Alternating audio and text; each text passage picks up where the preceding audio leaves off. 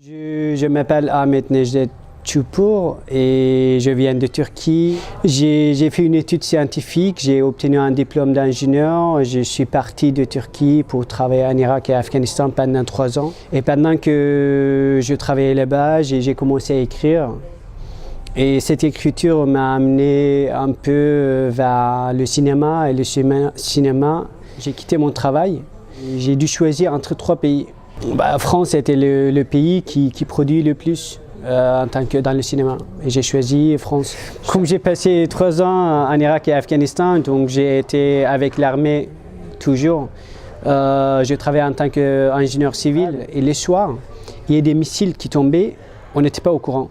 Et quand le missile passe, tu as 8 secondes à aller trouver un bunker, une sécurité. Donc la première nuit que le missile a passé, je ne savais pas vraiment quoi faire et j'ai essayé de courir mais je ne savais pas où était le bunker. Et c'était le plus long 8 secondes de ma vie. Et c'est à partir de ce moment-là, la guerre telle que physique qui a commencé à m'intéresser. J'ai commencé à écrire des histoires. Quand les Américains ils ont arrivé en 2003, ils ont aboli toute l'armée qui existait depuis 6 siècles. Ils ont amené un programme disant que vous pouvez être soldat. Donc dans 45 jours, tu deviens un soldat.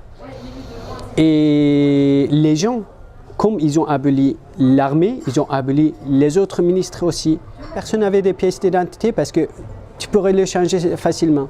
Donc pour trouver un boulot, les jeunes comme 15 ans, de 14 ans, de 16 ans, ils ont changé leur pièce d'identité, ils ont essayé d'être soldats.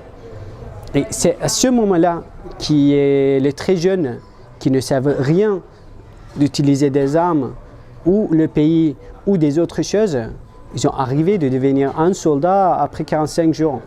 Les Américains, ils ont amené la démocratie.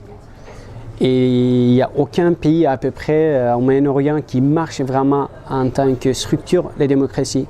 Et quand on amène et impose une idée de l'extérieur, les jeunes, ils n'arrivent pas à faire cette transformation aussi rapidement. On arrive à quelque chose qu'on n'arrive pas à communiquer.